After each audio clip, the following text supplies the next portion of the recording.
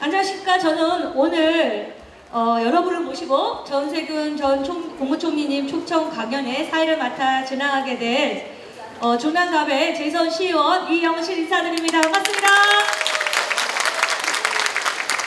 네, 오늘 바쁘신 중에도 이렇게 자리를 메꿔주셨는데요. 이렇게 어려운 시간 찾아오신 만큼 우리 서영교 국회의원님의 의정보고 그리고 정세균 총리님의 강연 듣고 함께 소통할 수 있는 그런 시간 가졌으면 좋겠습니다. 네, 좀 날씨가 좀 덥더라도 좀 뜨겁게 한번 호응 좀 해주십시오. 자, 그렇게 해주실 수 있죠? 네, 다 같이 뜨겁게 박수 한번 주십시오. 네, 감사합니다. 네, 우리 김방술 고모님도 오셨네요. 감사합니다. 저희가 일일이 소개시켜드릴 시간이 없어서 미리 말씀드렸습니다. 네, 김대영 동원시장 상임회장님도 오셨습니다. 네, 박수 주십시오. 감사합니다. 자, 네, 살고 싶고 자랑하고 싶은 우리 중랑구의 유경기 구청장님 오셨습니다. 박수 한번 주십시오. 네, 감사합니다. 자, 서민의 영원한 다리, 중랑의 딸, 서영교 더불어민주당 최고위원을 모시고 의정활동에 대한 보고를 먼저 듣도록 하겠습니다. 아시다시피 서영교 의원은 3선 의정활동하는 동안 국회의원 300명 중 법안 통과 1위를 기록하는 등 발굴의 성과를 보여주고 계시고 중랑구의 지도를 새로 쓰고 계십니다. 예산 1조 원 시대를 열었고 약 7천억 원대의 명목 행정 복합타운이 이곳 중랑구민 회관 자리에 들어설 예정이며 약 400억 원대의 명목 유수지 문화 체육 복합센터가 설계 공모에 들어갔습니다. 사가정공원 앞에는 약 300억 원대의 최첨단 도서관이 지난 3월에 착공하는 등 중랑구를 위해 추진하는 사업이 착착 진행 중에 있습니다. 자, 그러면 서영교 최고위원님을 무대로 모시도록 하겠습니다. 박수 한번 주십시오. 안녕하세요. 안녕하세요. 안녕하세요. 청장님 시간 조금 더 되시죠? 네, 저 하고 나서 인사하시고 총리님 모시고 그렇게 했으면 좋겠습니다. 안녕하세요. 국회의원 서영교 인사드립니다. 중랑구 화이팅! 중랑구 화이팅! 사랑하는 여러분 화이팅! 사랑하는 여러분 화이팅! 국회의원 3선이 되었습니다. 제가 생각했습니다. 우리 당원님들을 위해서, 지역민들을 위해서 서비스를 좀 해야 되겠다 이렇게 생각했고 지난 6월 18일에 봉화마을을 거쳐 평산마을에 문재인 대통령님을 만나 뵙고 왔습니다. 그런데 나는 연락을 못 받았어요. 이런 분 계시죠? 저희가 손 들으셨는데 저희가 요번에는 순수하게 현수막만 붙여서 같이 가실 분 가시죠? 이렇게 했습니다. 왜냐하면 너무 먼 길이라 가는데 5시간 오는데 5시간 현수막을 붙이고 주민들과 함께 선착순으로 받았습니다. 그래서 150명 한정해서 받아서 평산마을과 봉화마을 다녀왔습니다. 평산마을에 갔더니 대통령과 여사님이 나오셔서 일일이 사진을 찍어 주셨습니다. 그래서 요번에 갔다 오니까 괜찮다라고 해서 저희가 내년에 다시 한번 현수막 붙여서 갈 테니까 내년에 못 가셨던 분 아니면 또 한 번 가시고 싶다 이런 분은 신청해 주시면 감사하겠습니다. 그렇게 해주시겠습니까? 네. 혹시 여기에 요번에 평산마을 봉화마을 다녀오신 분 계십니까? 네. 어떠셨어요? 어떠셨어요? 너무 좋았습니다. 리무진 타고 대우받고 갔다 왔으니까 다음엔 여러분을 내년에 모시도록 하겠습니다. 이제 신경이 좀 쓰입니다. 중랑구에 경전철이 들어온다는데 1조 원대 사업이 들어온다는데 되는 거야 안 되는 거야 이렇게 이야기하십니다. 오늘 여러분에게 확실하게 보여드리겠습니다. 류경기 구청장님 1조 원대 경전철은 들어오나요? 면목선 도시철도라고 이름을 바꿨습니다. 그전에는 포스코가 민자 사업으로 했습니다. 그런데 아무리 계산기를 두들겨도 돈이 1조 원이나 들어가는데 수익이 남지를 않습니다. 그래서 포스코가 진행을 하다가 어떻게 하겠어요? 포기했습니다. 사실은 면목선 도시철도가 포기됐습니다. 그래서 제가 작업을 했습니다. 이거는 나라에서 짓지 않고는 돈 이해타산이 안 맞아서 기업은 안 들어온다. 그러니 누가 지어라? 나라가 지어줘라. 근데 나라가 지어주려면 1조 원이나 되는데 금방 되겠습니까? 안 됩니다.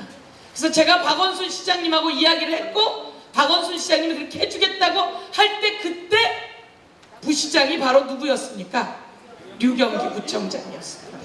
그래서 류경기 구청장님이 부시장으로 있을 때 박원순 시장님, 그리고 우리 이영실 시의원, 그리고 여기 계신 우리 여러 의원님들과 같이 해서 박원순 시장을 만나서 서울시 사업으로 결정을 했습니다. 박수. 그러느라고 시간이 많이 걸렸어요. 그게 2018년입니다. 그런데 이게 서울시 돈으로만 안 돼요. 철도니까 누가 끼워야 돼요? 나라가 끼워야 돼요. 그래서 나라가 중랑구에다가 1조 원을 주겠어요? 안 주겠어요? 안 줄라 그래요. 그래서 제가 열심히 작업을 해서 나라도 동의를 했어요. 그래서 2018년에 서울시장이 동의하시고, 그리고 그 다음에 국토부가 동의하고 세월이 걸렸습니다. 설득하느라고. 그 다음에 대도시광역위원회라고 대도시광역위원회가 동의하고 이제 다 동의가 돼서 저 1조 원짜리는 서울시가 55조, 아니 5천억, 그 다음에 나라가 5천억, 5대5로 투자하기로 했습니다. 그런데 그때 말이죠, 마지막에 남았습니다. 나라가 돈을 1조 넣었으면 돈이 나와야 될 거 아니에요. 그만큼 사람이 타겠어요, 안 타겠어요? 우리는 탔다고 이야기합니다. 근데 나라가 잘 안 돼요. 그리고 계산기를 두들기고 있어요. 그게 KDI에서 예비타당성 조사라고 하는 겁니다. 그래서 KDI에서 예비타당성 조사를 하고 있습니다. 근데 그게 마지막 단계인데요. 마지막 단계 조사가 이제 올 연말에 나올라 그래요. 그런데 제가 그 통과를 위해서 어디에 가 있냐면 기재위원회에 가 있는 거예요. 그리고 임기호 시의원을 서울시 교통공사로 교통위원회로 보냈어요. 그래서 마지막 단계에 가 있으니까 이제 저희들이 한번 의자에서 1조 원대 도시철도를 가져와야 한다고 보고 드리겠습니다. 여러분, 약간 세월이 걸렸습니다. 시간이 걸렸습니다. 돈을 그냥 주지 않는데, 그러면 1조 원대 면목선 도시철도는 옵니까 안 옵니까? 옵니다. 오게 만들어야 됩니다. 마지막 단계에 가 있다는 말씀을 드리고, 저거를 마지막 단계에서 검토하는 사람이 누구냐면 기재부의 재정국장입니다. 저희가 서울시랑 작업할 때 마침 부시장이 류경기 구청장님이어서 작업이 잘 됐듯이 이번에는 기재부의 재정국장이 그걸 하는데, 재정국장을 만났더니 면목고등학교 출신이더라고요. 그래서 제가 만나서 살살 꼬드겼더니 그 재정국장 하는 말이, 저희 어머님 아버님이 아직 겸재 삼거리에 살고 계십니다. 그래서 면목선 도시철도는 꼭 해보겠습니다. 이렇게 얘기를 했는데, 그래도 나라가 계산기를 두들기는데 계산이 나와야 되잖아요. 그래서 여러분이 이제 서명도 해주시고 으쌰으쌰 한번 해주시면 1조 원대 경전철이 마지막 단계에서 준비를 기다리고 있다고 보고 드리겠습니다. 박수! 저희가 할 얘기가 많은데 서영교가 오늘 의정보고를 쭉 하려고 했는데요. 지금 이 정도 돼도 벌써 시간이 됐고, 이제 정세균 총리님도 와 계시고 또 우리 류경기 구청장께서도 와 계시니까 요 사진 보고 거기 뭐라고 써 있어요? 애우셔야 돼요. 이제 마지막 단계 기획재정부 예비 타당성 조사 통과되면 곧바로 설계 들어가고 착공됩니다. 그런데 계산이 안 맞아요. 그러니까 우리가 뭐 해야 돼요? 으쌰으쌰 해야 합니다. 으쌰으쌰 해야 되고, 그래서 힘을 좀 넣어 주셔야 됩니다. 힘을 좀 주시겠습니까? 그럼 다음으로 넘겨주세요. 요 구민회관이 새로 지어집니다. 내년에 설계, 내년에 착공 들어가죠, 청장님. 내년에 착공 들어갑니다. 7천억짜리. 박수. 넘겨주세요. 사가정에 공원에 300억짜리 도서관은 청장님 어떤 단계죠? 들리세요? 착공 시작했습니다. 삽 떴습니다. 좋으세요? 용마 3080 좋아서 지금 손을 막 흔들고 계시는데 저분들이 고기 살고 계시거든요. 그 다음 유수지에 400억대 복합센터는 서울시 의회가 돈을 좀 줘야 돼요. 우리 구청에서 돈을 많이 마련하는데 주려고 하니까 서울시 의회가 뭐라 그러냐면 우리 허가받아요 이렇게 됐습니다. 그래서 이영실 의원, 저기는 서울시 의회 통과했습니까? 크게 말해야죠. 서울시 의회 통과해서 설계 중이라고 보고 드리겠습니다. 다음도 넘겨주세요. 출렁다리 청장님 됩니까? 중랑천에 출렁다리 하는데요, 10억은 따서 드렸어요. 제가 청장님이 마저 돈 50억 붙여서 만들어주세요. 네, 넘겨주세요. 패션 지원센터는 지금 잘 진행되고 있는 상황이라고 보고 드리겠습니다. 그 다음도 넘겨주세요. 중랑둘레길은 잘 다니고 계시죠? 여기에 요번에 서울시 38억짜리 스카이워크가 당첨되었습니다. 산등성을 걷는, 하늘을 걷는 길. 저기는 이제 나무 데크길. 저희가 67억 그동안 공사해서 아주 잘 쓰고 계시고요. 하늘을 걷는 길이 당첨이 되었습니다. 넘겨주시고, 이건 뭐예요? 황토길. 맨발로 걸으시고 발도 쉽게 해놨습니다. 우리 이영실 시의원, 나은하 구의원 이렇게 예산 따와서 구청장님과 중랑구가 같이 만들어 줬다고 보고 드리겠습니다. 면목 2동 5동에 사시는 분 손 들어보세요. 감사합니다. 거기서 면목고등학교 중화중학교 가려면 버스가 없어요. 면목중학교 가려면 이번에 하나 둘 버스를 가져왔습니다. 넘겨주세요. 장미축제는 이번에 몇만이 나왔죠? 260만 명이 나왔습니다. 자랑스럽죠? 그러면 이제 중랑구가 서울에 몇 등입니까 여러분? 1등. 여기까지. 또 그 다음 또 있습니까? 여기 우리 3080 모아주택 재개발 재건축 계시는 분들 계시는데 중랑구 지도가 저렇게 달라집니다. 여러분, 곳곳에서 중랑구 재개발이 이루어지겠습니다. 또 있습니까? 7월 4일날 중랑천 둔치의 수영장 문 엽니다. 수영장 문 여는데 50m짜리 레인이 있습니다. 50m짜리 레인은 잠실체육관 말고는 없어요. 두 번째로 있는 데가 중랑천 둔치 워터파크입니다. 딴 데 가려고 그러지 말고 여기 가세요. 청장님하고 저하고 이야기해서 50m짜리 레인을 3개나 만들었어요. 네, 그리고 우리 시구위원들이 예산 갖고 와서 또 같이 만들었어요. 그러면 수영장에서 만날까요? 네.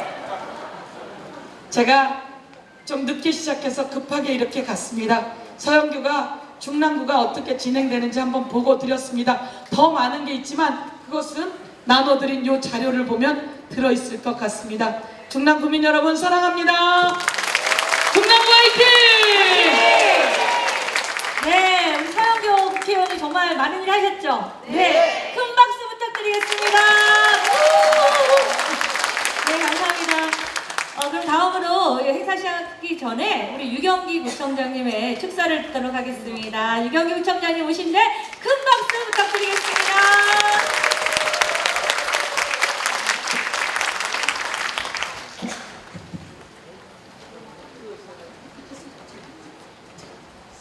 예, 중랑의 경기를 살리자 유경기입니다. 안녕하세요. 아직 저녁 못 드시고 오셨죠? 네. 예. 그런데 서영기 의원님 쭉 의정 보고 들으시니까 배가 부르시죠? 네. 예. 저도 배가 많이 나왔습니다. 들으면서 이만큼 지금 말할 수 없을 정도로 크고 작은 이 수많은 일들을 서영기 의원님께서 이렇게 앞장서서 제안해 주시고 이끌어 주시면서 이렇게 해내고 계십니다. 저희가 함께 해주신 여기 모든 당원 동지 여러분들, 중랑의 지도자분들이 다 응원해 주신 덕분입니다. 서로 힘을 모으기 위해서 서영기 의원님과 여기 함께 하신 모든 내외 기빈 여러분께 서로 축하와 격려의 박수 한번 보내주십시오. 고맙습니다. 감사드립니다. 예, 우리 중랑구가 이렇게 금년도 예산이 1조 원이 넘어섰거든요. 올해가 1조 원이 여러 번 나오네요. 몇몇 경전천도 1조 원이고 이렇게 중랑구 개청 이래 처음으로 1조 원 시대를 열었는데요. 우리가 이제 중랑구가 25개구 중에 6번째로 재정이 많은 구가 됐습니다. 이 많은 재정으로 우리가 지금 여기 조금 전에 서영기 의원님께서 설명해 주신 많은 사업들, 크고 작은 사업들도 벌리고 그리고 또 무엇보다도 우리 어르신들, 어머님, 아버님들 효도하고 잘 모시고 그리고 우리 아이들, 미래 세대는 아이들 교육 환경 잘 만들어서 행복하게 자라날 수 있도록 만들고 이런 일들을 마구마구 펼쳐서 중랑구의 지금 행복 지수를 저희들이 발표를 하는데요. 매년 중랑구가 최근에 중랑구의 행복 지수가 25개구 중에 7위로 올라섰습니다. 대단한 일이죠. 감사드립니다. 이렇게 중랑구가 날로 발전하는 것은 여기 함께하고 계신 우리 당원 동지 여러분, 또 지도자분들 다 힘을 모아주시고 응원해 주신 덕분입니다. 오늘은 이렇게 중랑구를 이끌어주신 모든 분들과 함께 또 서영기 의원님과 함께 정세균 총리님을 모시고 오늘 강연을 듣는 자리인데요. 정세균 총리님에 대해서는 저보다도 사실 여기 계신 모든 내외 기빈 여러분께서 잘 아실 겁니다. 굳이 필요가 없는 대한민국의 원로 정치인이신데요. 이제 이 정세균 총리님이 가진 장점이 참 많은데 그 중에 대한민국 정치인 중에 유일하게 국회의장과 국무총리를 동시에 해내신 분입니다.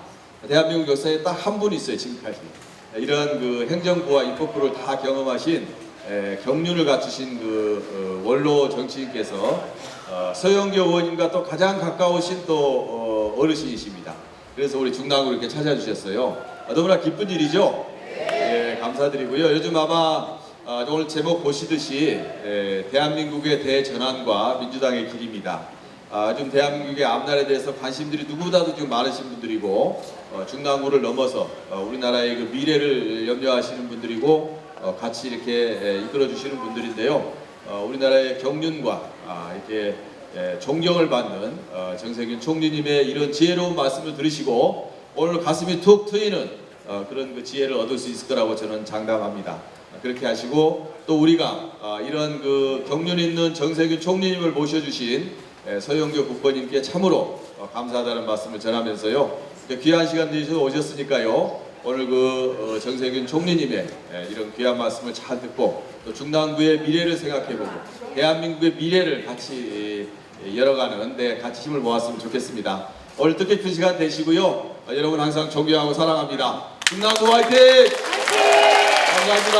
고맙습니다. 네, 축사를 해주신 우리 유경기 구청장님께 박수 한번 주십시오. 감사합니다. 자, 이제 오늘의 주인공 정세균 총리님과 우리 서영교 최고위원님께서 함께 입장해 주시겠습니다. 큰 박수 부탁드리겠습니다. 정세균, 정세균, 정세균, 정세균, 정세균, 정세균. 네, 네, 감사합니다. 어서 들어오시죠.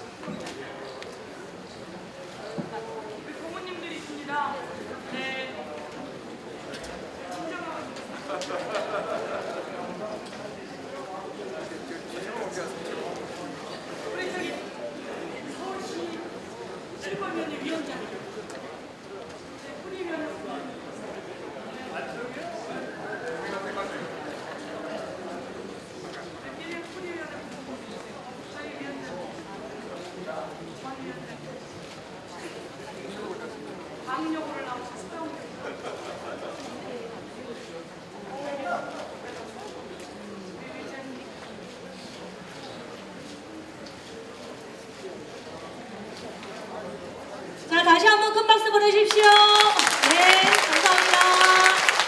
네, 선생님 환영합니다. 서영교육대 같이 올라주시고요. 네.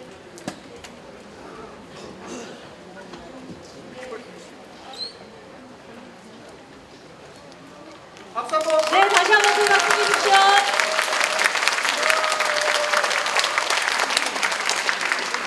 네. 그러면 지금부터 오늘의 메인 이벤트 정세균 전 국무총리님을 모시고 초청 강연회를 본격적으로 시작하도록 하겠습니다.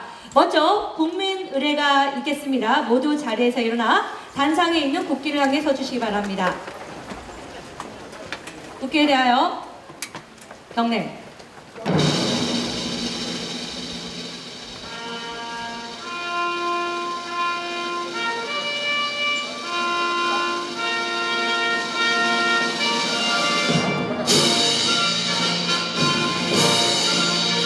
나는 자랑스러운 태극기 앞에 자유롭고 정의로운 대한민국의 무궁한 영광을 위하여 충성을 다할 것을 굳게 다짐합니다.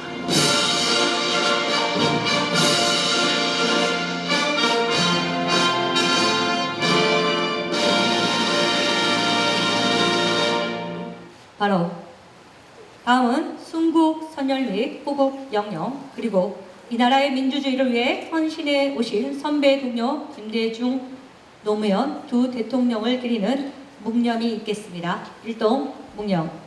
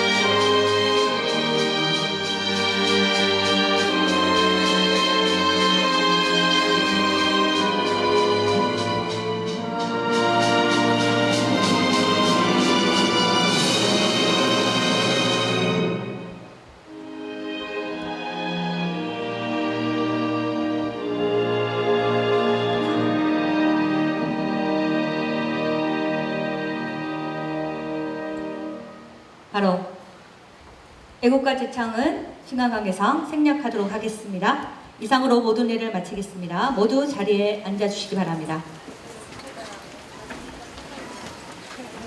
네, 다음은 내빈 송계 순서이나 시간 관계상 저희가 들어오실 때 먼저 소개 좀 시켜드렸고요. 그리고 명단으로 소개시켜드리도록 하겠습니다.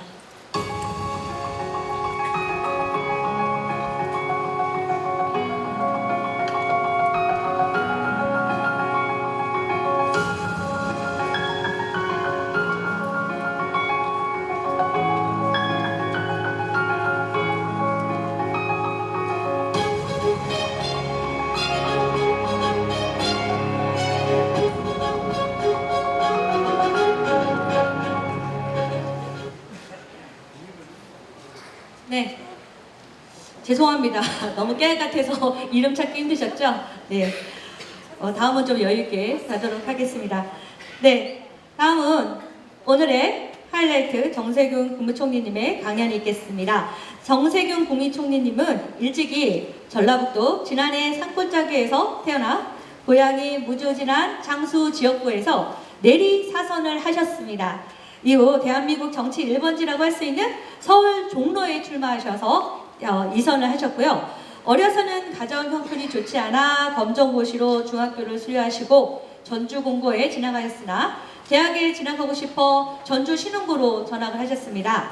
전학을 위해 부장사님과 단판을 짓고 매점에서 일하면서 학비를 벌어 공부해야 했다는 유명한 일화도 있습니다. 육선의 정치 활동 중 민주당의 정책위 의장, 원내대표, 당대표를 거쳐 국회의장을 역임하셨고 노무현 대통령 시절에 산업부 장관, 문재인 대통령 재임 시에는 국무총리로서 초기 코로나19 대응에 있어 대한민국이 세계 최고의 방역 선진국으로 발돋움하는데 최전선에서 활약하셨습니다. 선당 후사를 모토로 당이 위기에 처해 있을 때마다 자신을 버리고 당을 위해 헌신해 오셨습니다. 오늘 강연은 대한민국 대전환과 민주당에 나아갈 길로 현재 우리의 정치 경제적 상황을 진단하고 민주당이 어떤 역할을 해야 할지 민주당의 상임 고문으로서 비전을 펼쳐 주실 것이라 생각합니다. 정세균 전 국무총리님을 모실 때 큰 박수와 함성으로 해주시기 바랍니다. 자, 무대 중앙으로 모시겠습니다. 정세균, 정세균, 정세균, 정세균. 반갑습니다. 네, 지금 지지자분께서 꽃을 준비해 오셨습니다. 네, 꽃 전달 시작하겠습니다.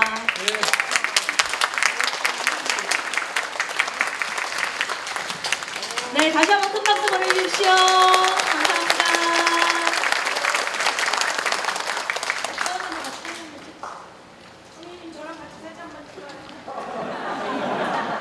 저는 이렇게 큰 꽃다발은 처음 봤습니다. 다시 한번 박수 주십시오.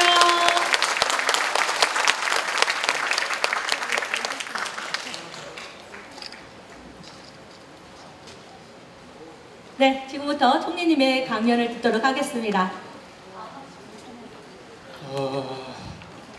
의정 보고 잘 들으셨어요? 예. 우리 서영교 최고가 뭐 일 좀 한 것 같습니까? 예.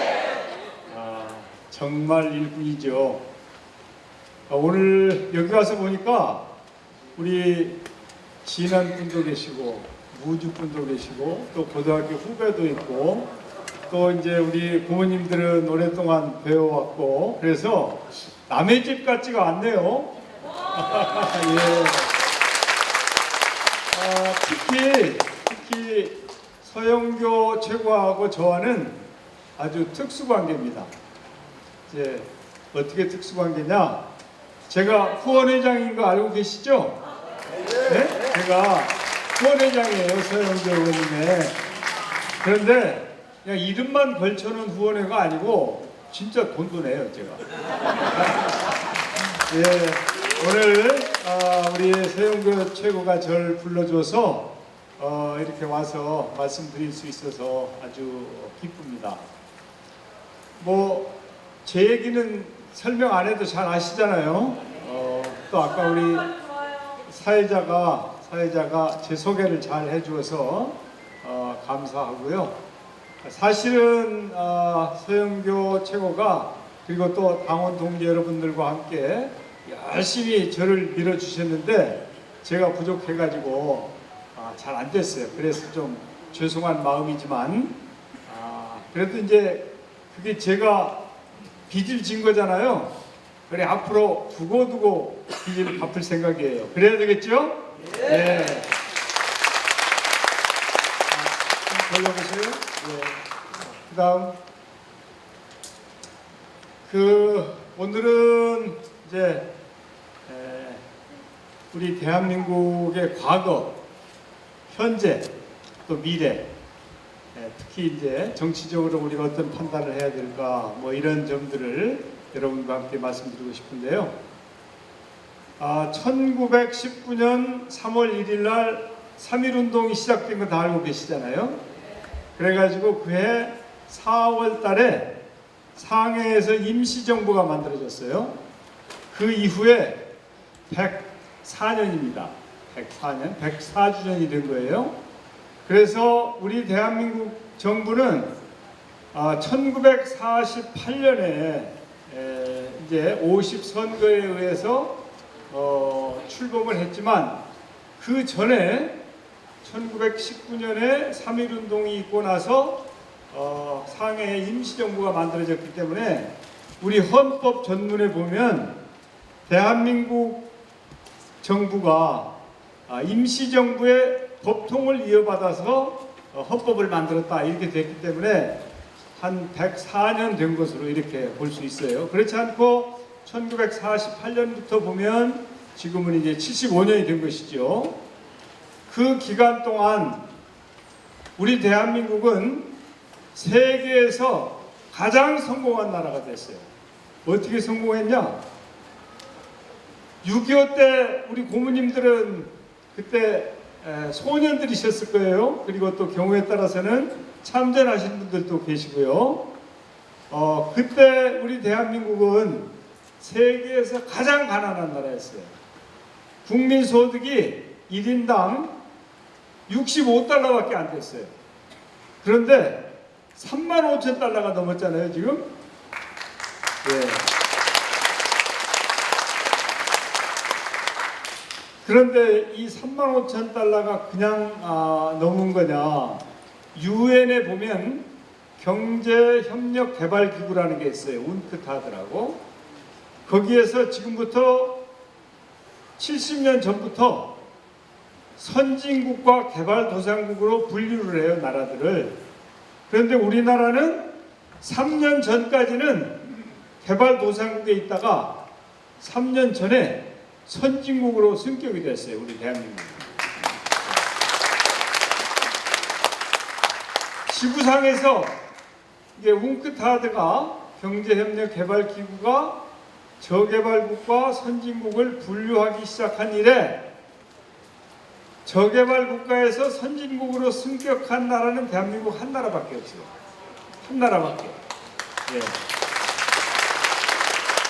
그리고요 3050 클럽이라는 게 있는데 이게 뭐냐면 국민소득이 3만 달러가 넘고 인구가 5천만 명이 넘는 나라.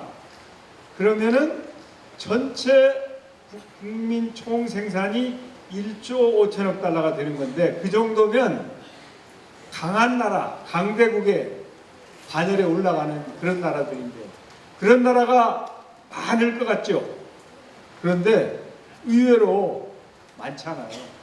1번이 미국이고 2번이 일본, 그 다음에 영국, 프랑스, 독일, 이태리, 그리고 한국이에요. 7번째. 네.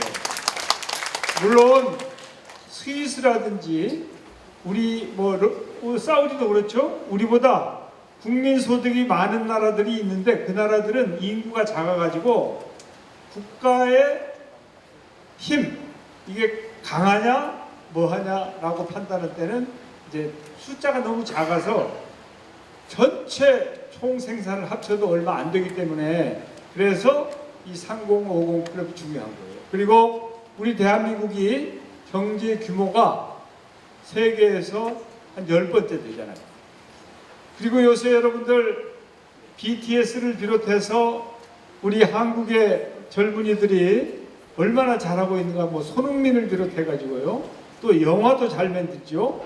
또 요새 외국에 나가면 한국 음식이 굉장히 잘 팔려요. 제가 옛날에 해외에 근무할 때는 한국 식당에 가면 우리 교포들만 그 식당에 왔었는데 요새는 한국 식당에 가면 한 80%가 외국 사람들이에요. 그렇게 한국의 위상이 달라진 것이죠. 얼마 전에 누리호가 성공했잖아요. 그래서 항공우주가 7번째로 우리가 이제 진입한 거예요. 거기다가 우리나라의 국방력이 세계 6위라는 거 아니에요. 6위. 거기다가 우리나라 탱크 좀 사가겠다, 비행기도 사가고 지금 난리 아닙니까? 그래서 지난 104년 동안에 우리 대한민국은 원조를 받던 나라에서 원조를 주는 나라, 그리고 세계 사람들이 가장 지난 70년 동안에 성공한 나라가 어디냐 그러면 의심 없이 코리아 이렇게 찍는 거예요. 그러니까 이렇게 위대한 성공을 만들어낸 우리 선배들에 대해서 우리 수고했다고 박수 한번 쳐주셔야 돼요. 자, 이제 새로운 100년이 시작됐어요. 새로운 100년. 이 새로운 100년에 우리는 평화를 가져가야 될 거예요. 다시는 6.25 전쟁 같은 게 일어나면 안 되잖아요. 그때 수백만이 죽었지 않습니까? 미군만 해도 2만 7천 명이 와서 죽었어요. 미군만 해도. 그리고 중공군은 한 20만 30만이 죽었고, 우리 남북 우리 국민들이 엄청나게 희생을 했잖아요. 만약에 또 전쟁이 일어나면 우리가 만들어 놓은 산업시설 이런 거 다 부서질 거 아니에요. 그러니까 절대 전쟁이 있어서는 안 되겠다. 평화가 필요하다. 그리고 우리는 번영하는 대한민국을 만들어야 되겠다. 지금까지 지난 70년 1953년 6.25 전쟁이 끝나고 나서 대한민국은 계속 발전해 왔거든요. 대한민국의 아들, 딸들은 어머니, 아버지보다 계속 부자가 되어 왔어요. 지금까지. 지난 70년 동안에. 그렇죠? 그 사이에 여러 가지 우여곡절이 많이 있었죠. 4.19도 있었고, 5.16도 있었고, 60 항쟁도 있었고, 광주 사태도 있었고, 많은 5.18도 있었고, 많은 게 있었는데, 대한민국의 아들, 딸들은 어머니, 아버지보다 계속 지금까지 부자가 되어 왔다. 그런데, 과연 앞으로 어떻게 되겠느냐. 이게 과제죠. 여기에 대해서 좀 말씀을 드리고 싶어요. 그리고 지금 우리가 잘 살고는 있는데 이 빈도 격차가 심해요. 이걸 양극화라고도 얘기하죠. 이런 격차를 어떻게 완화하거나 해소할 거냐 하는 것이 매우 중요하기 때문에 이런 점에 대해서 좀 말씀을 드리고 싶어요. 다음. 지금 현재 우리 앞에는 도전이 굉장히 많아요. 그냥 순탄하게 나아갈 수 있는 상황이 아니다. 다음. 첫 번째, 코로나 때문에 힘드셨죠? 3년 동안 저는 총리가 돼가지고 사실은 경제 좀 일으키고 국민 통합을 하려고 문재인 대통령께서 총리 좀 하라고 그래서 사실은 이제 국회의장이 서열이 더 높잖아요. 그래서 좀 꺼림칙한데 실력 발휘 좀 해보자. 그래서 국민들로부터 좀 인정을 좀 받아보겠다고 시작을 했는데 총리 취임하자 6일 만에 코로나가 온 거예요. 그래가지고 저는 코로나하고 그냥 싸우다가 아무것도 못하고 그냥 그만뒀죠. 그 대신 K방역이 세계 사람들로부터 존경을 받았잖아요. K방역, 한국이 코로나 방역 잘했다고. 그때 사람도 많이 안 죽고 한국의 병원 시스템도 무너지지 않고 환자도 많이 발생하지 않았죠. 그러면서 대한민국의 경제는 코로나 기간 중에 세계 모든 나라 중에서 우리 대한민국 경제가 가장 나았어요. 기준.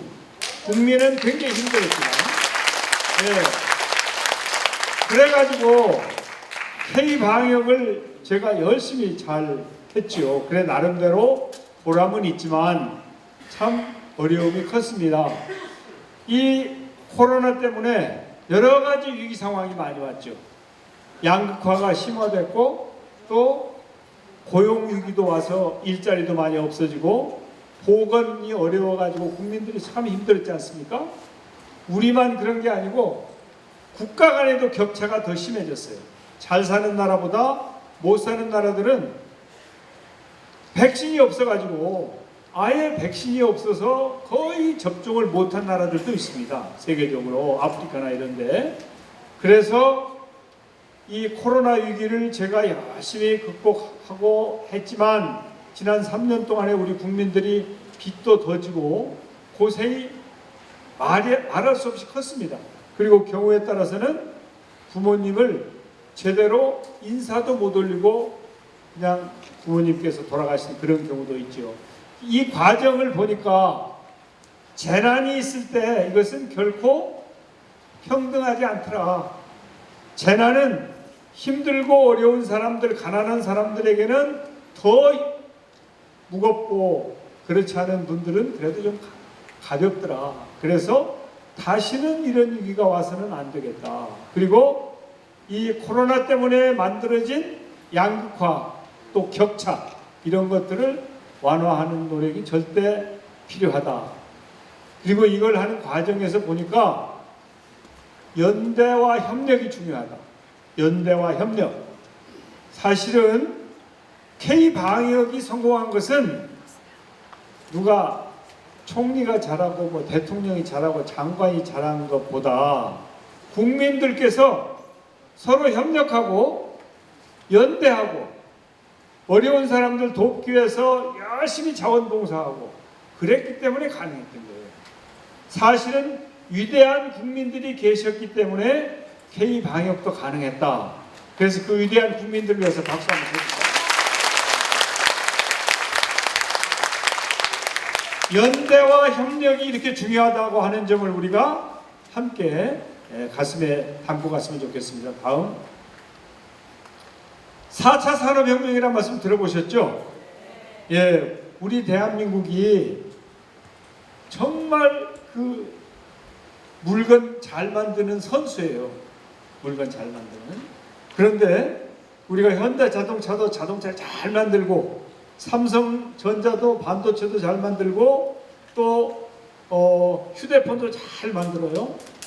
그런데 우리 대한민국이 원천 기술을 가지고 있지 못해요. 그리고 소재를 다 수입해야 돼요. 그래서 일본이 우리 더 이상 안 팔겠다. 반도체 소재 부품을. 그래서 우리가 정말 화가 많이 났었잖아요. 그래가지고 이거 이래가지고는 안 되겠다. 우리가 스스로 소재도 만들고 해야 되겠다고 해서 열심히 노력해서 국산화를 높였는데 아직도 이게 제대로 안 되고 있어요. 그래서 애플이나 테슬라나 이런 데와 같은 기술을 아직도 우리가 확보하지 못하고 있는 거예요. 원천 기술과 부품 소재 기술을 더 키우지 않으면 안 되고 4차 산업혁명 시대가 됐는데 AI가 지금 난리 아니에요? 챗 GPT라는 것도 나오고요. 그런데 여러분들이 생각하시기에 우리 대한민국이 중국보다 여러 면에서 앞서 있을 것 같습니까? 아니면 뒤지는 부분이 많이 생긴 것 같습니까? 인정하고 싶지 않지만 우리 대한민국이 중국한테 뒤진 기술이 굉장히 많습니다. 그리고 우리가 선박을 잘 만든다고 그러잖아요. 선박을 중국이 거의 쫓아왔어요. 중국이. 그리고 AI는 중국이 우리보다 앞서 있어요. AI가 굉장히 중요한 겁니다. 그래서 지금까지 우리가 추격 경제 잘하는 선발주자들을 열심히 뒤따라가서 잘했는데 앞으로는 우리가 선도하는 경제로 나가지 않으면 안 된다. 선도하는 경제. 그리고 우리가 실력이 있어야 미국과 중국이 갈등하는데 우리가 중간에 끼어서 고생하고 있잖아요. 우리가 실력이 있으면 걱정할 거 없어요. 우리가 실력이 있으면. 우리가 반도체를 잘 만드니까 그 바이든 대통령이 한국에 와가지고 삼성전자에 먼저 가잖아요. 반도체 잘 못 만들면 그거 가겠습니까? 그리고 반도체나 배터리 회사들 미국에서 보조금 많이 줄 테니까 오라고 막 불러가잖아요. 그게 이제 우리가 꼭 좋은 건 아니에요. 미국 나가는 게. 그렇지만 하여튼 상황이 그래서 어쩔 수가 없고 길게 말씀드릴 수는 없는데 이렇게 우리가 실력이 있으면 미중의 갈등이 있고 패권 경쟁이 있어도 한국을 어떻게 못해요. 마음대로 못하고 대접을 할 거예요. 그런데 실력이 뒤지면 한국은 낙동강 오리알 됩니다. 그래서 우리가 추격 경제에서 선도 경제로 나아가고 4차 산업혁명 시대에 우리가 이 위기를 제대로 잘 극복하는 실력을 양성하는 게 제일 중요하다. 그 다음 인구 문제는 이제 여러분들 다 아시죠? 우리 세계 모든 나라들 중에서 대한민국이 아기를 제일 적게 낳는 나라다. 저는 7남매거든요. 7남매. 여기 10남매 형제들도 계실 거예요. 근데 요새는 둘을 낳거나 이러면 애국자예요. 둘 이상 하면. 하나 혹은 하나도 안 낳거나 또 결혼을 안 하는 사람까지 있다. 그래가지고 0.78까지 내려와가지고 정말 심각해요. 2.1은 돼야 되거든요. 2.1. 근데 반절도 안 된단 말이죠. 그래서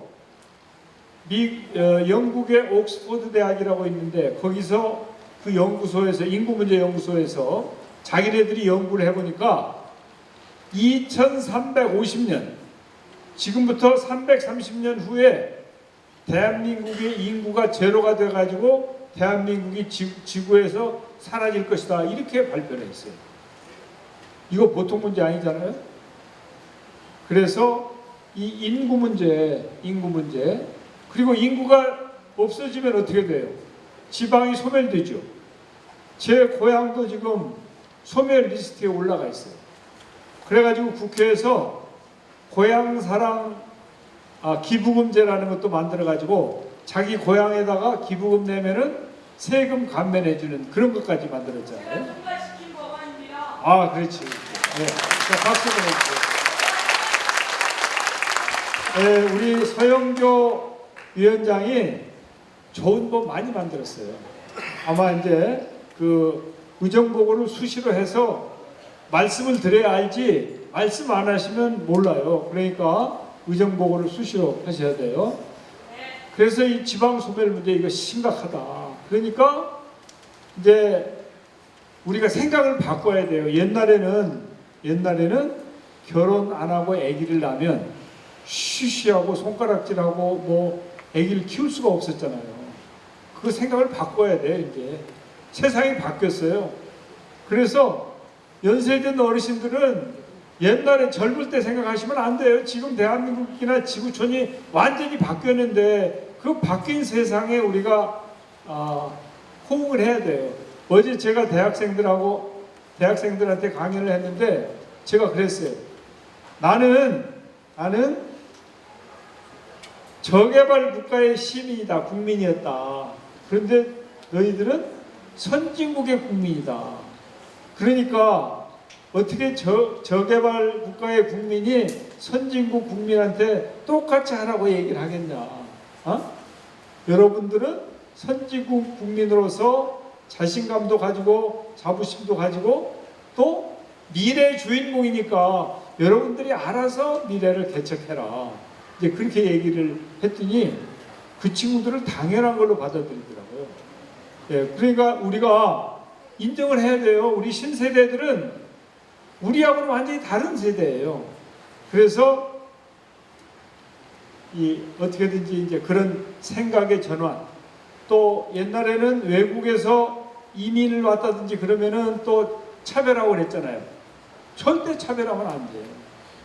박수 쳐주고 환영하고 또 베트남에서 오신 세댁들 잘 정착할 수 있도록 도와주고 힘이 되어주고 그래야 된단 말이죠.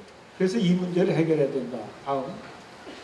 자, 요새 옛날보다 더워진 거 느끼세요? 네. 감귤이 제주도에서 이제는 남해안으로 왔다고 그러더라고요. 그리고 소나무가 남쪽에서는 잘 안 자라고 북쪽으로 이동을 하고 있고, 물고기도 원래 낙지가 아니고 오징어도 북상을 했을 뿐만 아니라 전남에서 왜 인기 좋은 있잖아요. 홍어가 흑산도 홍어가 군산 앞바다로 와가지고 흑산도에서는 잘 안 잡히고 군산 앞바다에서 엄청나게 잡힌다는 거예요. 근데 뭐 같은 홍어인데 군산 것은 가격이 반절밖에 안 된다던가요. 아무튼 이렇게 이런 거거든요. 그래서 우리가 2350년까지는 1.5도 이상 더 올라가게 하지 말자. 국제적으로 다 합의를 했어요. 그래서 넷 제로라고 그래가지고 탄소 배출을 제로화하자. 탄소 배출이 제로화되면 그러면 이제 그때 더 이상 지구 온난화가 끝난다는 거거든요. 북극 남극의 그 얼음들이 막 녹고 지금 난리 아니에요. 이거 심각하다. 그래서 이런 위기에 우리가 직면해 있는데 대한민국 경제는 지금 어떤가? 여러분들 그 퍼펙트 스톰이란 말 들어보셨을 거예요. 그것은 이제 사실은 환경 용어예요. 환경, 기후 용어. 갑자기 기후가 뭐 변해가지고 옛날에 없던 변화가 한꺼번에 오는 아주 좋지 않은 걸 퍼펙트 스톰이라고 얘기를 하는데 그걸 본떠서 경제의 여러 가지 어려운 것, 예를 들어서 고물가, 고환율, 고금리 뭐 이런 게 한꺼번에 오는 걸 퍼펙트 스톰이라고 그러거든요. 옛날에 여러분들 3조 현상이라고 들어보셨을 거예요. 옛날에 물가도 싸고 금리도 싸고 환율도 떨어지고 그래서 다들 봉급을 받으면 봉급이 늘어나는 거예요. 봉급이. 근데 지금은 이제 거꾸로 고물가니까 같은 봉급을 받으면 씀씀이가 줄어들죠. 그래서 그냥 가난해지는 거예요. 또 금리가 올라가면 이자를 더 내야 되니까 봉급 받은 거 줄어들죠. 환율이 높아가지고 수입하는 물가가 올라가는 거예요. 이렇게 이런 고물가, 고환율, 고금리 이런 3고 현상이 지금 우리한테 와 있는 거예요. 그래서 저금리 때 돈을 막 끌어다 썼죠. 특히 코로나 때 우리나라는 조금 덜 했는데 트럼프 대통령은 유명하게 헬리콥터 머니라고 그랬어요. 달러를 그냥 미국에다 헬리콥터로 막 뿌려버린 거예요. 네? 그래가지고 물가가 확 올라가니까 미국의 페드라고 그러죠. 연준에서 금리를 계속 올리는 거예요. 그런데 우리나라 금리를 계속 그대로 따라가다가는 자영업자들이나 중소기업들 다 망하게 생겼으니까 그대로 좀 못 따라가고 1.5% 차이가 나요. 우리가. 그러니까 그런 경우에는 이제 한국에 있는 외국 돈이 빠져나갈 위험이 있어요. 그래서 한국은행이 아주 예의주시하고 있죠. 금리를 안 올리고 싶은데 만약에 안 올리고 낮게 계속 유지했을 때 자금이 빠져나가느냐 빠져나가지 않느냐. 지금까지는 다행히 금리 차가 나는데도 빠져나가지 않고 있어요. 그래서 저금리 시대는 끝났다. 그 다음에 미국과 중국이 갈등을 하면서 우리가 중국에다가 수출해서 계속 돈을 많이 벌었거든요. 지금까지 중국하고 수교한 지 30년이 됐거든요. 30년 동안에 달러로 6천억 달러 우리가 흑자를 봤어요. 그런데 지금 적자를 보고 있거든요. 지금 적자를 보기 시작했어요. 그래서 심각하다는 거죠. 전에 안미경중이라는 말이 있었어요. 안보는 미국하고 협력하고 경제는 중국하고 협력한다. 안미경중. 그런데 이게 계속 가능한 거냐? 지금 벌써 가능하지 않다는 게 드러난 거 아니에요? 중국한테 무역 적자가 나기 시작했으니까요. 미국하고는 조금 좋아졌는데 중국하고 나빠져가지고 우리나라가 지금 오랫동안 무역 흑자가 나던 대한민국이 무역 적자가 나기 시작했단 말이죠. 그래서 안미 경중은 지속 가능하지 않다. 그래서 여간 잘하지 않으면 지금까지 우리가 이룩한 경제적인 성과가 지속되기 어려울 수 있다. 다음. 그래서 대한민국이 대전환을 해야 된다. 제가 말씀드렸죠.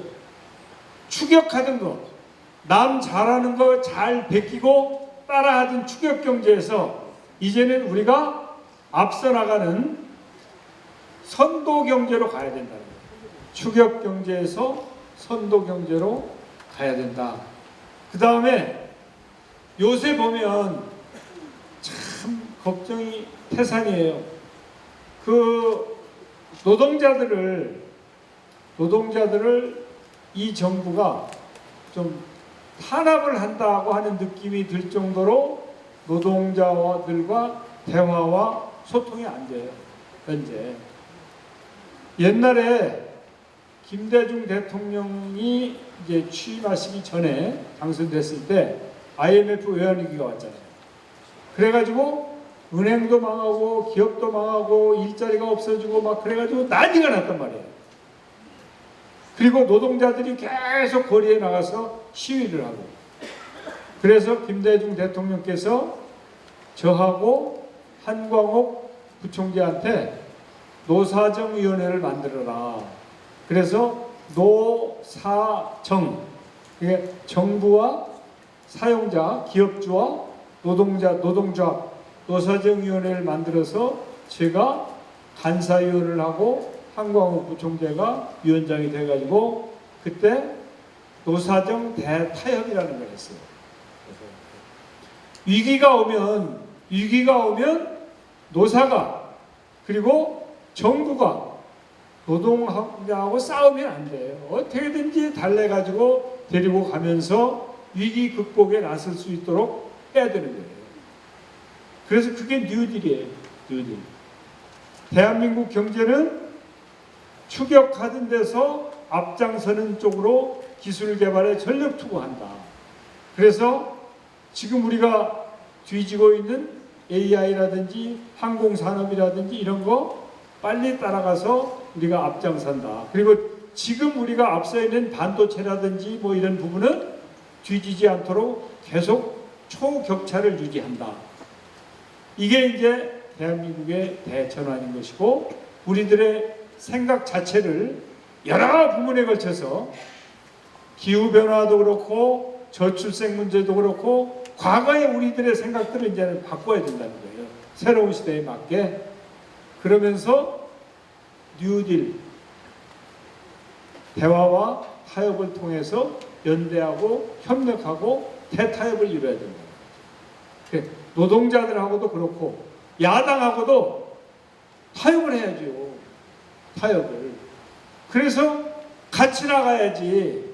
그냥 너는 너 나는 나 그리고 계속 서로 싸움만 하면 그게 태평성대일 때는 괜찮아요. 그렇지만 지금처럼 경제에 먹구름이 확 껴있는데 이런 때 싸움만 하고 있으면은 우리 대한민국은 이제 힘들어지는 거예요. 이런 상태가 지속되면 우리 다음 세대는 지난 70년 동안 부모보다 계속 부자가 되어 왔는데 우리 다음 세대가 우리보다 가난해지거나 불행해지면 그 우리가 원하는 거 아니지 않습니까? 뉴딜이 필요하다. 새로운 협약이 필요하다. 자, 우리 민주당은 이제 3.15 부정선거가 있었잖아요. 제가 마산에 가보니까 3.15 부정선거가 있었을 때 고등동이라는 데서 민주당원들이 거기에서 모여가지고 이대로 둘 수 없다, 부정선거를. 그래가지고 거기서 시청을 향해서 그 시위를 하러 나간 시발점에 봉판이 딱 이렇게 새겨져 있어요. 네? 3.15 때 민주당원들이 전국에서 최초로 여기서 시작을 한 데다. 그걸 보니까 가슴이 울컥하더라고요. 진짜. 그렇게 시작을 해가지고 대한민국의 민주화를 하는데 민주당을 빼놓을 수가 있습니까? 또 김대중 대통령이 최초의 정권 교체를 하셨죠. 또 우리나라의 지방자치를 실시하기 위해서 단식투쟁을 하셨잖아요. 그래가지고 지방자치가 실시됐죠. 여러분들 지금도 우리 구청장을 우리 의원들을 우리 손으로 못 뽑고 있으면 어떻게 됐겠어요? 지금 지방자치가 실시되니까 시민들이 제대로 대접받는 거 아니에요? 지방자치 김대중 대통령께서 그 노구를 이끌고 13일 동안 단식 투쟁해가지고 얻은 거 아닙니까? 또 남북 대화를 해가지고 6.15 선언을 하셨죠.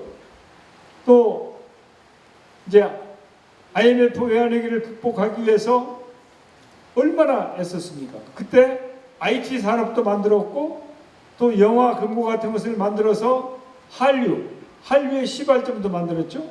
그리고 일본하고 막 척지했던 것을 일본하고 외교관계도 텄죠.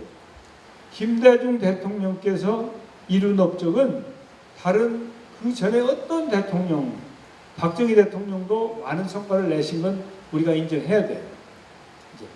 단 독재를 하고 이 권력 기관을 활용해 가지고 국민들에게 정말 힘든 시간을 줬던 것은 잘못된 거지만 또 경제 개발을 하고 그건 인정할 건 인정해야죠. 그렇지만 우리 김대중 대통령은 민주주의를 위해서 헌신했을 뿐만 아니라 대통령으로서 이런 성과를 냈다. 노무현 대통령은 사람 사는 세상을 만들자. 그래가지고 반칙과 부정이 없는, 그러면서 국가 균형 발전을 위해서 굉장히 노력했잖아요. 국가 균형 발전을 위해서. 그리고 정치 개혁에 정말 헌신했단 말이죠. 그래서 지금도 제가 노무현 재단 이사장이잖아요.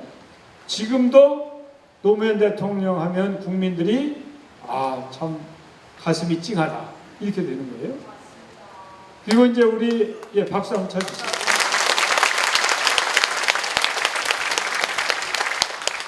우리 문재인 대통령도 포용 국가를 만들기 위해서 노력을 많이 하셨어요. 두 분 대통령에게만큼 미치지는 못하지만 그래도 정말 애를 쓰셨다.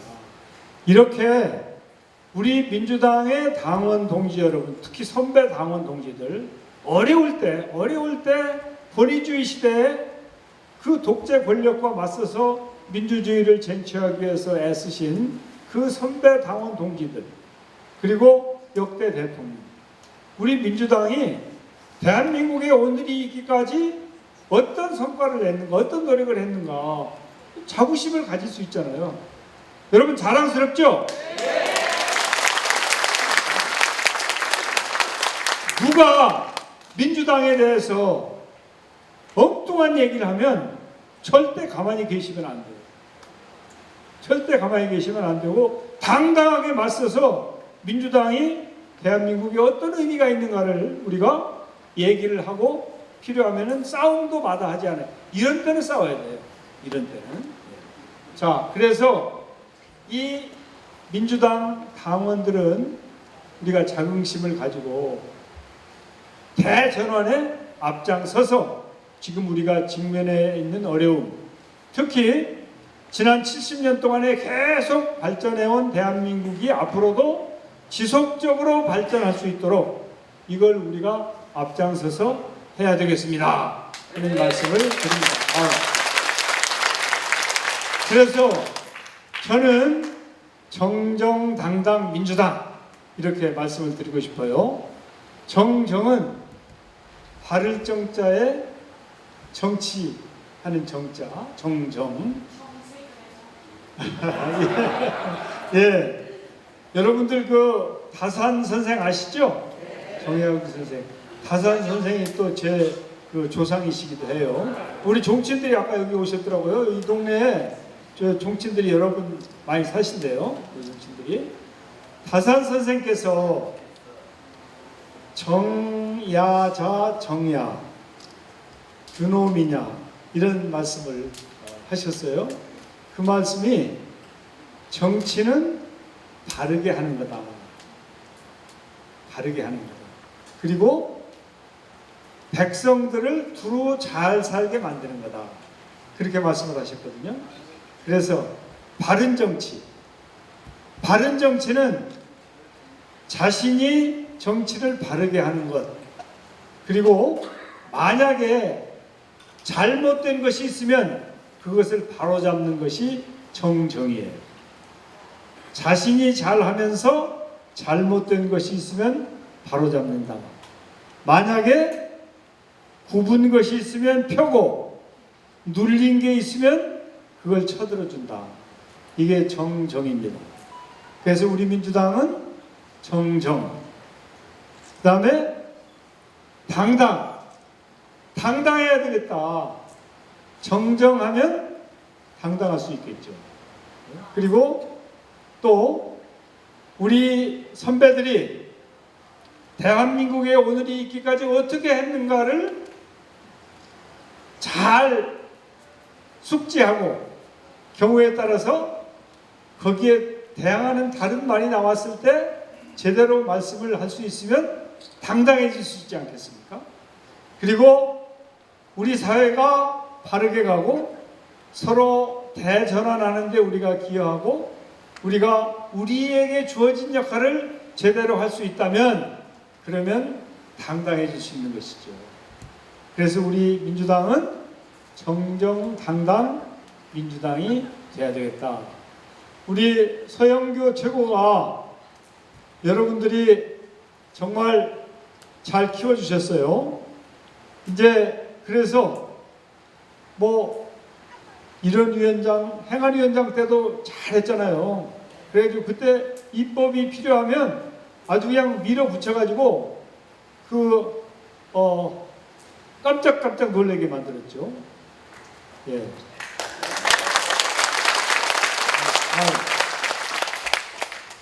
그래서 이 서영교 위원장이 이제 정정당당 민주당의 중심으로 섰습니다. 그게 앞장서야 돼. 그게 실천이 돼야 돼요. 여러분들께서 서영교 위원장을 키워주셨잖아요. 옛날에는 서영교 위원장이 처음에 원외위원장 아니었습니까? 자기 혼자 빠질 달았어요? 자기 혼자? 자기 잘나가지고? 잘나긴 잘났어요. 그런데 이제 이 중랑구의 구민 여러분들이 키워주지 않았으면 어떻게 여기까지 올 수 있겠어요? 예. 그래서 이렇게 잘 키워주신 것을 너무 감사드리는데 여러분들 어디까지 키우실 거예요? 예. 그랬으면 참 좋겠어요. 그냥 여기서 멈추실 건 아니죠? 네. 예. 저도 이제 무진장 임실이라는 데서 전라북도에 이제 4번 당선이 됐잖아요. 그래서 항상 제가 그 주민들한테 저를 잘 키워주셔서 정말 감사합니다. 그리고 마지막에 제가 종로로 선거구로 옮길 때 그냥 온 게 아니에요. 8월 15일 날 무진장 임실에서는 전부 다 체육대회를 해요. 8.15 때. 거기를 새벽에 나서가지고 저녁까지 다 돌아다니면서 제가 이렇게 저를 키워주셔서 정말 감사합니다. 그런데 말은 키워서 어디로 보냅니까? 그러니까 제주도로 보낸다. 사람은 키워서 어디로 보냅니까? 서울로 보낸다. 저를 서울로 보내주십시오. 네? 여러분들이 잘 키워주셔서 제가 이렇게 컸으니까 서울로 가겠습니다. 그래서 큰 꿈을 한번 꿔보겠습니다. 그래가지고 제가 종로에 와가지고 아주 고군분투했죠. 종로에서. 그런데 종로 분들이 저를 품어주셔가지고 제가 종로에서 2번 이겼잖아요. 그때 막 사람들이 야, 정세균 이제 떨어지면 어떻게 하나? 저 사람 괜찮은 사람인데 떨어지면은 낙동강 오리알 되는데 걱정해 주시고 밀어주시고 그래가지고 이제 제가 됐는데 제가 이걸 제 자랑을 왜 하냐면 제가 오늘이 있기까지 6선 국회의원을 하고 이런저런 역할을 하는데 다 무진장 임실 그리고 종로에 여러분들께서 저를 키워주셨기 때문에 그래요. 물도 주고 풀도 뽑아주고 걸음도 주고 그래서 큰 거거든요. 정치인을 키우기는 쉬운데 키우기는 어려운데 그냥 밀어내기는 굉장히 쉬워요. 그래서 여러분들께서 잘 키워주셨어요. 그래서 멈추시지 않을 거라고 믿습니다. 여러분들께서 우리 서영교 의원은 기본이 돼 있고 아주 추진력도 있고 열정이 있고 정치인으로서의 자질을 잘 갖추고 있어요. 그건 제가 너무 잘할 거 아니겠어요? 그래서 그런 서영교를 여러분들께서 잘 키워주시면 절대 미치지 않으십니다. 후회하지 않으실 거예요. 그래서 저도 후원회장으로서 서영교라고 하는 정치인이 더 잘 클 수 있도록 풀도 뽑아주고 물도 주고 걸음도 주고 하겠습니다. 감사합니다. 네, 열정적인 강의를 해주신 우리 정세균 총리에게 다시 한번 큰 박수 부탁드리겠습니다. 네, 대한민국 대전환과 우리의 나아갈 길 보셨습니까? 네. 마지막에 새로운 대한민국 혁신과 활력이 넘치는 민주당 가슴이 뜨거워졌습니다. 같이 그렇게 느끼셨죠? 네. 다시 한번 큰 박수 부탁드리겠습니다. 감사합니다. 네. 이상으로 오늘 강연을 마치고 기념 촬영을 할 건데요. 네. 마무리로 서영교 최고위원님께서 마무리 말씀 해주시겠습니다.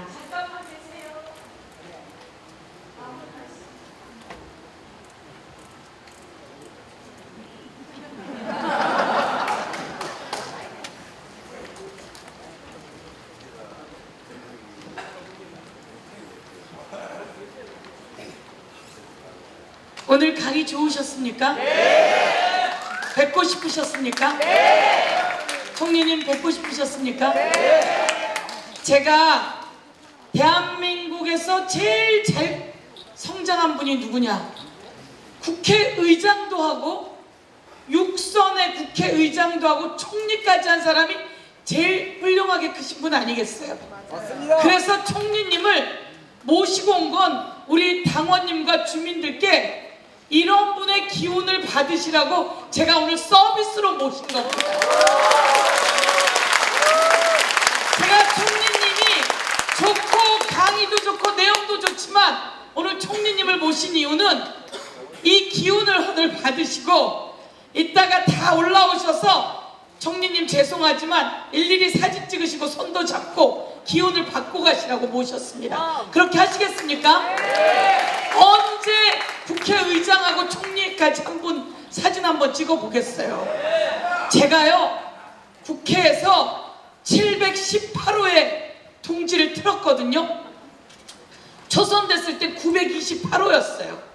그런데 제가 뜻한 바 있어 재선이 끝나고 검찰이 저를 많이 찝쩍거리더라고요.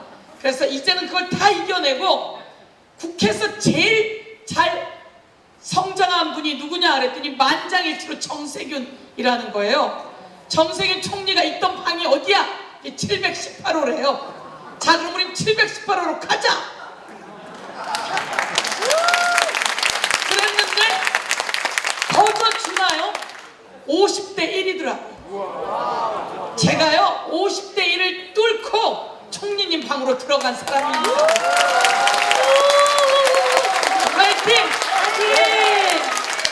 저는 국회의원이 되기 전부터 총리님이 저희 당 대표 시절에 당 대표를 하고 계시는데 국힘당 당시 뭐 강재섭 원내대표 뭐 등등 다 해서 총리님이 싹 이겨갖고 당시 원내대표를 4명인가를 교체해버리는 거예요. 그런 걸 보면서 조용하게 자분자분 상대를 제압하고 국민은 안정감 있게 편안한 나라를 만드는 사람이 정세균 총리님이었어요. 그래서 그때부터 뵙고 좋아했습니다. 오늘 중랑구에 이제 국회의장에 총리까지 하신 좋은 어른이 오셨으니 사진도 찍고 이 기운 딱 받아서 손주 손자에게도 주시고 아들, 딸에게도 주시고 오늘 정세균 총리가 나를 좋아하면서 사진 찍대 이렇게 호사도 좀 누려보세요. 사랑합니다.